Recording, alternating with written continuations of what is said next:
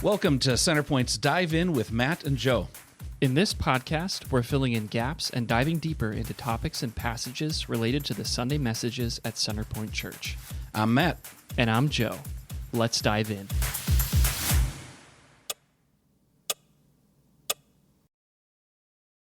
New year, new series. It's good to be back here with you, Joe. It feels like it's been a long time since we've been at the magic table together. It has been a while. Yeah. It was so fun to talk with these other folks who were sharing their story. Oh, it was great. Throughout the Advent series. It was great. And so here we are in the new year, 2026, the year of our Lord. Wow. It's hard to believe. You're right. I know, 2026. Here we are. Oh, there we go. 2026. New year, new you. Jeff, how were your holidays?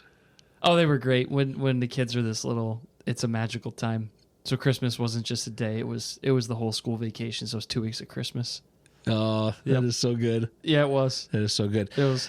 And now, with your boys being the ages that they are, they probably want to sleep in on Christmas morning. And so you and Brittany are probably like up early. You're excited, and your kids are all sleeping, and you kind of have to go poke them and wake them up, right? Yeah, got to open up the blinds and take the blankets off. Guys, I know it's nice and warm, but you gotta get up. Because kids are like that. They don't want to get up on Christmas morning. Christmas is here. Be a little excited. What time was the first kid up?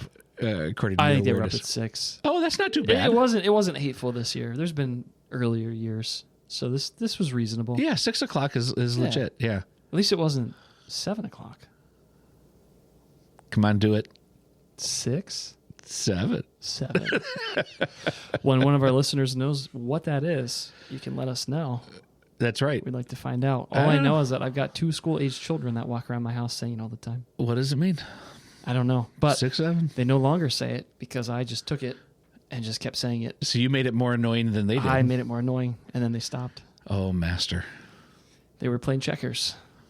You were playing 4D chess. Remember when I was a kid and I had to wake up my parents early on Christmas morning, one of my tactics was throwing the cat on the piano. Like, it wouldn't like whip the cat on the piano, but just, gently toss place. it. Yeah. Because then the cat would do all the scales. Yeah. So that's how we got everybody up in the morning. Wow. Okay. That's one way to do it. Yeah. So now as my kids are older, they're all young adults now. And so Heidi and I are the first ones up. And we have to wait for the kids to get up. So interesting. Yeah. Okay. And so our Christmas present is a nice, quiet morning. Wow. I don't know what those are like, but it sounds delightful. No, you don't. It sounds delightful. It'll happen someday. Maybe. Maybe someday. Yeah. So part of the holiday season, I would like to, on behalf of our entire audience, congratulate you. Go Pats. Go Pats. Can you believe it? Playoff bound, baby. Nobody thought at the beginning of this season that this is what would happen here. Yep. Here we are. Had a legitimate shot at the number 1 seed. Those stinking Broncos. Well, they galloped away with the victory, you know? You can do better. I probably could. So, but here we are, the 2 seed, the winners of the division. And so I just want to give a shout out to my Buffalo Bills fans, friends, and family. Yep. Isaac has been a little bit disappointed that we haven't done much football talk, and so I think the Pats having secured the division is a great time for us to talk a little bit about that. So too. And the Eagles, while ending on a sour note, you're in. Yeah. I mean, I'm an Eagles fan, so yeah. Passionate about football. Yeah. And feel strongly that the team should have made other decisions, but that's why I get paid the big bucks to sit and watch. That's right. So who do you guys play first round? 40 Winers. The 40 Winers. Yep. Excellent. Brock Purdy, Mr. Irrelevant, coming to town. It's anybody's year, man. Anybody who made it to the dance can win. It does seem like it. It's a new season. It's a brand new season. And it's a season without the Jets and Dolphins, which makes it fantastic. Yeah, that it does. Yeah, and it's fun to watch. It is fun to watch. Jets. That's right. Jets. All right, so we got some of our holiday recap. We got some football recap. Playoff update. I know that people have been wanting more playoff, especially my wife Heidi's been asking for a little bit more football talk. Oh, wow. Okay. And so I just wanted to be able to accommodate that. We'll do a whole episode next time. Let her know. Yeah, we'll invite her in for it. She would love that. Cool. And we're also launching this brand new series, a new year, new message series. Mm-hmm. And this whole series is going to be on Psalm 23. So that is the name of the series. Enough. That's actually really well titled. Enough. Yeah, well done on that. Yeah, because this whole, because of who God is, his relationship to us, we have enough. Yeah. And so, as I talked about on Sunday, we are going to saunter our way through Psalm 23. We are not rushing. So we're not salsa-ing our way through. No, there may be some moments where it feels a little bit salsa, but that's fine. Conga line? No, definitely not conga line. No conga line. No. You ever seen sheep do conga line? I don't know about that one. Yeah, I've only seen it once. Okay. And it is something. Have you ever interacted with sheep? Personally? Yeah. No. Yeah. I mean, other than the kids get to pet them at the petting zoo. Yeah, a little petting zoo. Yeah. That's fun. Yeah, they're good for petting. Yeah. Yeah. Heidi likes to go to the Sheep and Wool Festival. In Oh, Deering. yeah. It's usually on Mother's Day weekend. Yep. So she's a big knitter, so she goes down there for that. And so I've gone with her a couple times. And so they got lots of sheep there. And they do sheep demonstrations. So you can see sheep getting sheared. So, they kind of get rolled over on their back and sheared all over the place. So it's a little bit humiliating for them. Oh. And then... Do they not like that? Well, I don't know if they have opinions about it. Okay. But do you think they feel sheepish? And block that out. And then there's also sheep dog demonstrations. Oh, sheepdogs are fun. Yeah, so you got there's sheepdogs who do all the things to keep the sheep moving and They're all that so kind of high thing. energy. It's phenomenal. Yeah, it's phenomenal. And then one of my favorite things was we call it sheep shaming, and so all the little kids will dress their sheep up. Oh, and then there's a parade into a ring, and the sheep are judged on their costumes. Oh, wow. So you'll get sheep in tutus. Okay. There's a sheep in a raincoat. Sometimes they have hats. Sometimes the kids will match the outfits with their sheep. Well, but that I'm pretty sure that I can see the look on the sheep's face when they're coming in, and the sheep is not happy about it. Yep. So that's why we call it sheep shaming. Okay. So those have been some moments that I had with sheep. Okay. Yeah, so I haven't done a lot with sheep, but I've had some engagements with sheep. The focus of Psalm 23 is actually less about the sheep. Right. It's a whole lot more about the shepherd. About the shepherd, yeah. It's about the shepherd. And so that was the first phrase. We're not even going verse by verse. We're going phrase by phrase through this in our sauntering approach to Psalm 23. Yeah, that's right. And that first one is, the Lord is my shepherd. And we just stop right there. That's the foundation of everything else that follows. The Lord is my shepherd. Well, I think it's really important that we talk about the shepherd because, this whole psalm talks about the shepherd. Right. But it's making me think back to a funny story. Pastor friend of mine, he's actually one of my former mentors. Great guy. And he has served in several different churches, a variety of different ways. And one of those ways was was helping out with children's ministry, and then particularly VBS. And so he's this story of the kids memorize their Bible verses, and then they get candy, right? And so this kid comes up to him, and he goes, okay, I memorized the first line of Psalm 23. He goes, oh, okay, great. Can you go ahead and do it? He goes, yeah. The Lord is my shepherd. I shall not want. And then he holds out his hand and goes, candy, please. Candy, please. And my buddy goes, oh, okay, well, before your candy, what's a shepherd? And he goes, I don't know. Candy, please. Yeah, the agreement wasn't I take a quiz and get candy. Right. I got the line. So to your point that you made on Sunday, that many folks, sometimes even non-religious folks, people who don't have any church background, they might be culturally aware of Psalm 23. Just it's kind of its level of popularity, and could be like that little kid. The Lord's my shepherd. The Lord is my shepherd. Let's move on. Give me my candy. Next verse. You want to take a little bit more time talking about the name of the Lord. Mm-hmm. Yes, because Yahweh is my shepherd. That's right. Yahweh is my shepherd. That's the T-shirt right there. You know you're going to say that I'm one of these say Sundays now accidentally. Maybe not even accidentally. And so we talked about the word that's used there in Psalm 23 is Yahweh, which again, how Hebrew works, that word is also sometimes pronounced Yahovah. Yep. And so we talked a little bit about that. Yep. But that whole dynamic of Yahweh and his name and what goes into that. Talk a little bit more about that. And where we might see some of those things pop up and add color to what we're looking at. Yeah. Yeah, well, let's dance together, because I thought you did a marvelous job in the message, giving us a beautiful nerd out moment. Yeah, thanks. That just felt so helpful for this message. So Lord, so you did highlight this. So capital L, capital O, capital R, capital D in our English translations. Anytime it's all caps, it's not yelling Lord at us, but rather it means Yahweh. Yeah. Right. So there's other times where Lord is capital L and then lowercase following 3 letters, but all uppercase means Yahweh. And where you nerded out so beautifully was kind of helping us understand the background of that word. So having its story where God pronounces his name as Yahweh is in the Moses story.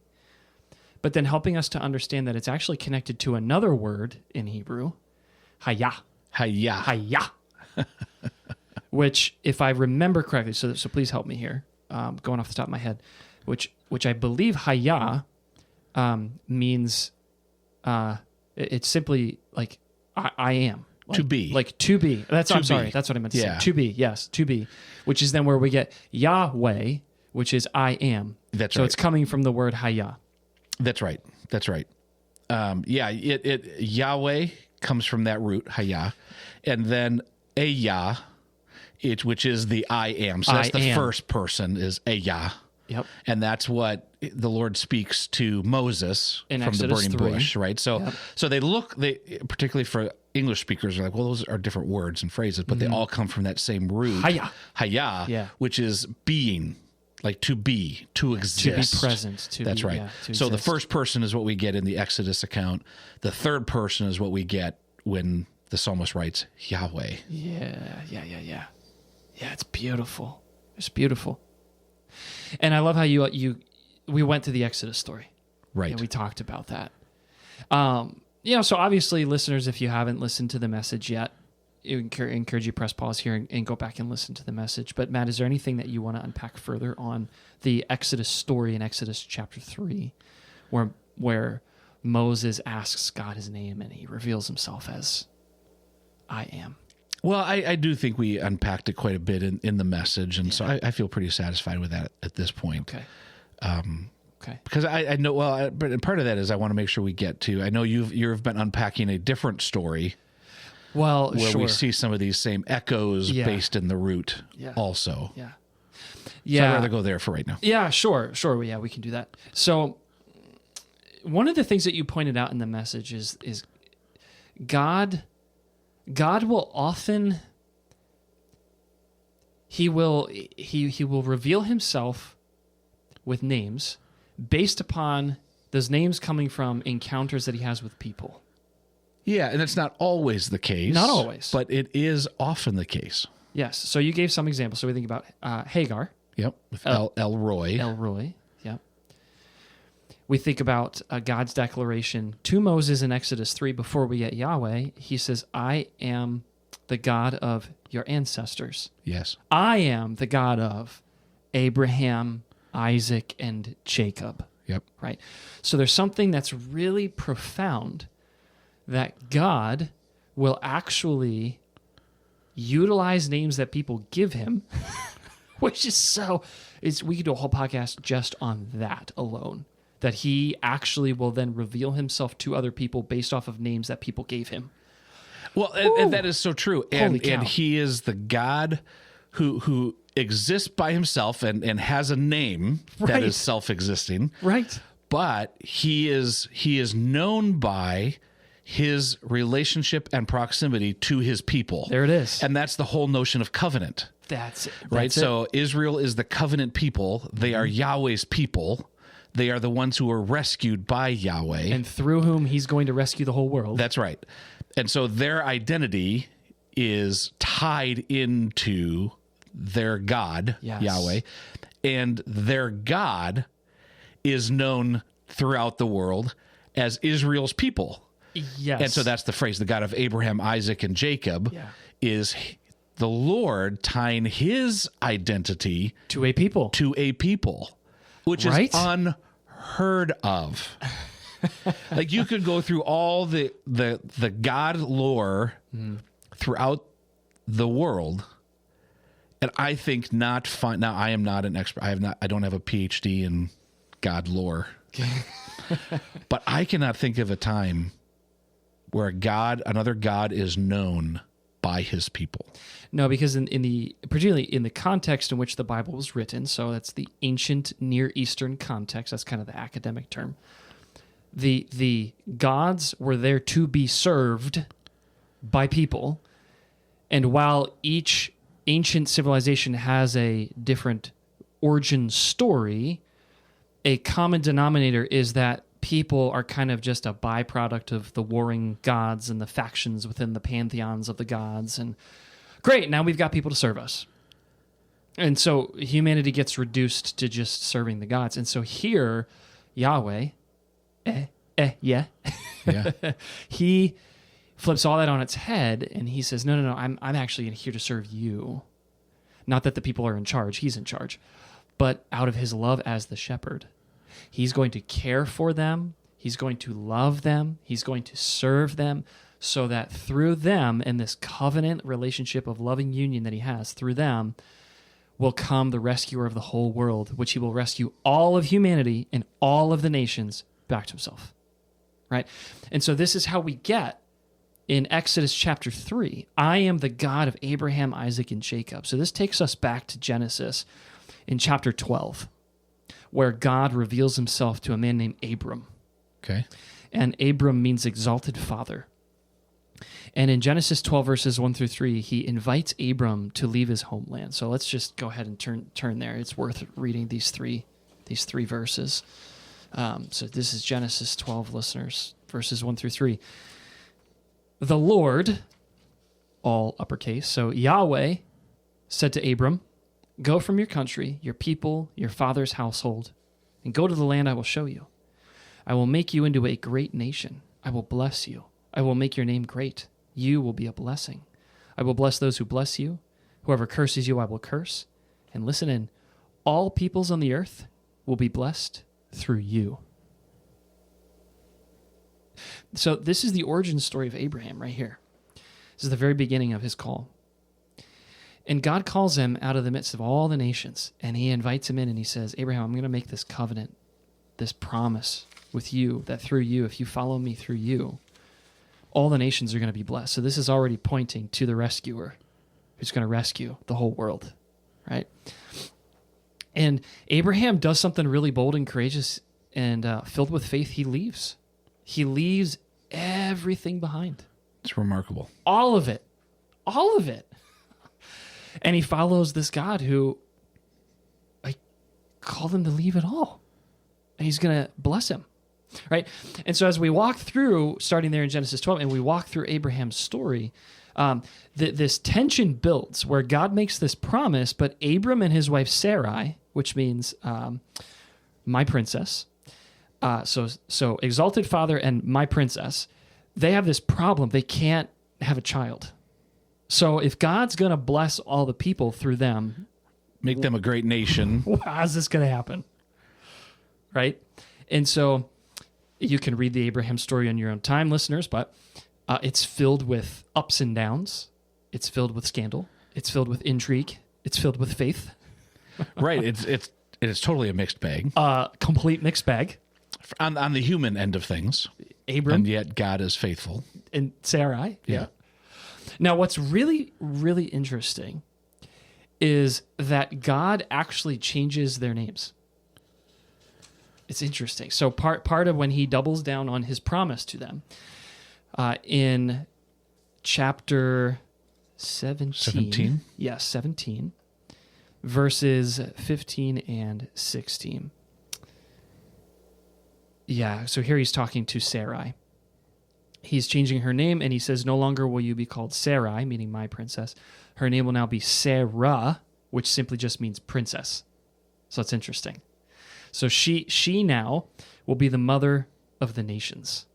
And earlier he goes on to talk about Abram being Abraham, and now he's going to be the father of many nations. So we've got God actually changing their names. Now what's interesting here is Abram becomes Abraham, and Sarai becomes Sarah. And so notice the in both their names gets put in there. So ancient rabbis, they had this perspective, and I think this is really beautiful. So they mean this symbolically, okay? They don't mean this literally. But they say that God took a letter from his own name and placed it into Abram's and Sarai's names. Oh. So the So that's kind of how ancient rabbis attributed meaning to that name change. Yeah. So Yahweh, or Et-Yeh, meaning I am, Yahweh is he will, or he is, he actually places part of his name in their names in this name change. I've not heard that before. It's fascinating. Yeah, it is. So it's just further reinforcing it's this relationship. They are his, he is theirs. Yeah. It's beautiful. Yeah. It's beautiful. So how could exalted father, who was changed to Abraham, which means father of a multitude. So how could father of a multitude and princess bear out this promise if they have no child? It's impossible. Right. So they take on their own terms. It goes really poorly. That's the Hagar and Ishmael wing of the story. Yep. Where again we're doing a flyby. We're a very fast flyby, but God is faithful even to Hagar and Ishmael. Mm-hmm. Like God extends blessing to them. Yeah. Okay. He does. And then after the Hagar, Ishmael, I guess part of that story. And then God shows up. God shows up at Abraham's tent, and he goes, "Hey, I got news. You guys are gonna have a child." Which is ridiculous because they're old. It's absurd. It's absurd. It's so absurd that Sarah laughs. She laughs. And that laugh, this is so cool. Her response in laughter gets woven into the story, not just because it's there in the story like it happened, but because Isaac literally means laughter. Laughter. So it doesn't mean he laughs. It's an onomatopoeia in Hebrew, meaning Yitzhak. His name in Hebrew sounds like laughter. Yeah. A kind of a nerd laugh. Right? Just a little nasally. So that'd be like naming somebody, "Oh, come over here, ha ha ha ha ha." Yeah, exactly. So haha becomes their child. And then what becomes really interesting. My son's name is Isaac, so I think I'm going to start calling him haha. Haha. That's the Bills fan. You're welcome. Haha. Well, when the Bills lose. Yeah, exactly. We're going to try this on. So then later on in the story, Genesis 22, Abraham has failed multiple tests up to this point. He has also passed some of the tests. And now there's kind of this ultimate test where God is wanting to show him what is in his heart, what is in Abraham's heart. God is wanting to reveal to Abraham that he is the God who will uphold his promises. And we could do probably several podcasts on this story, which we're going to do this in just 2 minutes. But God invites Abraham to sacrifice his own son. Yeah, and so we're gonna for this moment acknowledge that there is a great deal of complexity in how we interact with that. 100%. And we're not going to talk about the complexity. Not in this podcast. Oh, well, let's do it. So we're just acknowledging, like those of you who are listening, we are not dismissing the complexity of that. No, we're not trying to just wash right over. Yeah, it. but Oh, it's but not we a big are. deal. That isn't what we're doing right now. We're Not to focus. We're gonna keep moving. So we'll write this one down. That'll be a bonus podcast sometime. It's well worth the time. So here in this story, it opens up in verse 1. It says, sometime later, God tested Abraham. He said to him, Abraham. And here's Abraham's response. This is in the NIV translation. Here I am, he replied. Okay. So now he's going to go on. He's going to tell Abraham, sacrifice your son Isaac. They're going to start to go up the mountain.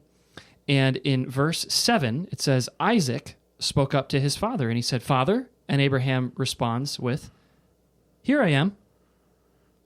And he tells Isaac that the Lord's going to provide the sacrifice. Isaac's looking around like, okay, well, we got this wood for the sacrifice. Where's the sacrifice at, Dad?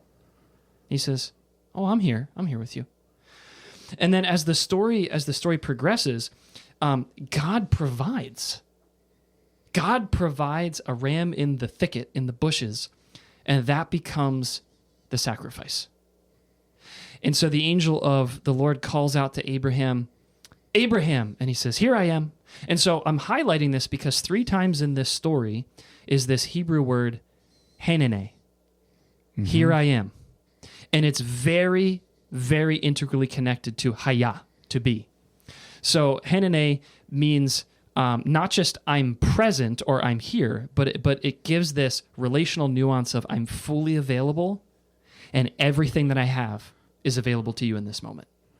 So Abraham is reflecting this word to Yahweh in this passage. He's reflecting this word to Isaac in this passage, and he's reflecting this word to the angel of Yahweh in this passage, who stops him and tells him that Yahweh is going to provide the sacrifice in this passage. And this is important because, as I said, Hananeh is connected to Haya, which is the root of Yahweh. And yeah. we're really nerding out here. So what this means is that the way that Abraham is carrying himself in trust in this passage, entrusting himself to God, he's actually living out the heart of Yahweh here. Okay, say that again. So the way that he is living out this passage, because he has failed miserably multiple times up to this point, and here he's actually passing this test beautifully, yes, because he's trusting, as the author of Hebrews says, he trusted God so much that he believed that God could raise Isaac back from the dead. Yes. That's his faith here in this passage. So he is actually living out Yahweh's character of here I am. I am with you. I am. He is fully embodying all of himself to Yahweh and all of himself to Isaac in this moment. He is living out Yahweh's character, but Yahweh hasn't revealed himself to Abraham yet as Yahweh. And so that word is carrying a connotation of being fully present. Yes. And so that might be how we might talk about it today. Yes. Is I am present with you. Yes. Right? So we talk about being fully present. So as parents, sometimes it's hard to be fully present, mm-hmm, right? So we're checking our phones and we're working on something and distracted. We got to clean the house and the kids are just trying to get our attention. And we say, I'm here. That's not what's going on here. No. It's that moment when, a parent kind of turns to their child, looks them straight in the eyes, now is present. Here yes. I am. Yes. That's what's being spoken of here. Yes. And so this is important. Because God is talking about his fullness is present. Exactly. And so this is really, really important, particularly to the ancient rabbis, because what it's showing us is that Abraham is embodying the character of Yahweh. And so what this is showing us is that as he's walked with Yahweh all these years up to this point, because it's been decades up to this point, at this moment in Genesis 22, that he is finally, and this gives me great hope for me, he is finally becoming like the God that he worships. It's really, really important and really profound. Well, and we see that theme established in the New Testament, mm-hmm, where it's not like there is allegiance. We give our allegiance to King Jesus. Yep. But it is also clear that through God's presence in the believer, the Holy Spirit, mm-hmm, Pentecost, mm-hmm, kind of residing within, that now that believer is not becoming God, nope, but is taking on the character of God, the Son. Because the reality is, for all people, whether they acknowledge that God exists or doesn't, we become like the God or gods that we worship. Sure. It's hardwired into being human all the way back to Genesis 1 and 2. Yeah. And we see that woven throughout. And so when we give ourselves to lesser gods, we worship that which is not Yahweh, we become like the God that we worship. Right. And so we see those who worship money are captured by greed. Those who worship pleasure are captured by lust. Yeah. Right? And so we become the image bearer of the God that we worship. Exactly. And then we will see and take and metaphorically eat. Yeah. We consume in order to prop that God up in our lives because it's insatiable. Right? It is insatiable. So you're like, well, what does this have to do with God as my shepherd? Because all this in Genesis 22 happens on Mount Moriah. Okay, say more. Okay, so verse 14 of Genesis 22. So Abraham called that place Yahweh Yireh. The Lord will provide. There it is. And to this day, it is said, listen, this is so cool. On the mountain of Yahweh, it will be provided. Now, the Bible's going to go on to show us in 2 Chronicles 3 that the temple is actually constructed in the Old Testament on Mount Moriah. And guess where Jesus gets crucified? Not on Mount Moriah, but adjacent to it, right next to it, outside the city. So much as the ram was provided as the substitute here in Isaac's place, now the capital L Lamb of God, who also is the capital S Shepherd of the Lord, Brilliant. will sacrifice himself as the substitute for the covering of the sins of the people. Which is what Jesus said he would do as the good shepherd in John 10. And so this all connects because Jesus is our great shepherd. Jesus is also the Lamb. And so he brings us he's the door who brings us into the sheep pen, to the sheepfold. And the proper way in. And that happens through the forgiveness of sins. Yeah. Which is made possible by him. Yep. So. Yahweh is my shepherd. Oh, man. Right? So you went way beautiful macro in your message. You showed us just how small galaxy is, right? Yeah. And so we see the bigness of Yahweh and we stand in awe of that, and that he would come and he would dwell in our midst and he would take on flesh and he would be the substitute in our place, the king of everything. And then he would make a way for us to enter into his kingdom family, the power of sin to be defeated.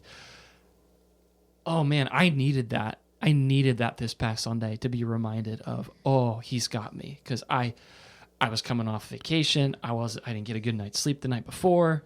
The enemy was like, oh, well, maybe you haven't experienced much healing as you thought you have, as I was up in the middle of the night with anxiety, right? So I needed to be reminded of the bigness of God and just how attentive he is to my needs and to yours, of course, too. Yeah, and that's the range of just that phrase. My shepherd. Yeah. I've been, like I said, whenever I do a message, and you do this too, is we got to take our own journey into it. Oh man, we do. Yeah, and it's a whole thing. And even as I jostled with the saunter pace. Mm-hmm. And I kind of think, well, okay, it's just this phrase, the Lord is my shepherd. Let's move on. But I kind of forced myself to sit with it. That's what it means to meditate on the word. Right. I feel like we could take a long time just to sit with those words. Mm-hmm. We don't have to move on to see the richness. Mm-mm. The Lord, Yahweh, is my shepherd. So Yahweh Yireh, he will provide. He is our shepherd. Which, of course, tees up message number 2 beautifully. There you go. Yeah, because those pieces are connected, and then the rest of Psalm 23 really plays out the implications of the Lord being my shepherd. And so it's this Yahweh, creator of all that is, the cosmic nature of it, yet it's personal. Deeply personal. And that's what he's looking for, right? He's looking for loving union. And he always and has been. relationship with And he us. always has been. Yeah. This isn't something that we're making up just because this is the ethos of our day and let's be loving and Oh, no. let's be blah, It's blah, not blah. that kind of love. It's absolutely not. No, this is a sustaining, stabilizing force, the most powerful force in the cosmos. The most powerful force in all of creation. God's love unleashed. Yep. Because we say, he is my shepherd. He is good. Yeah. I experienced that both as sobering, humbling, Yeah. and reassuring. It really is. It's kind of like what Paul says. Faith, hope, and love.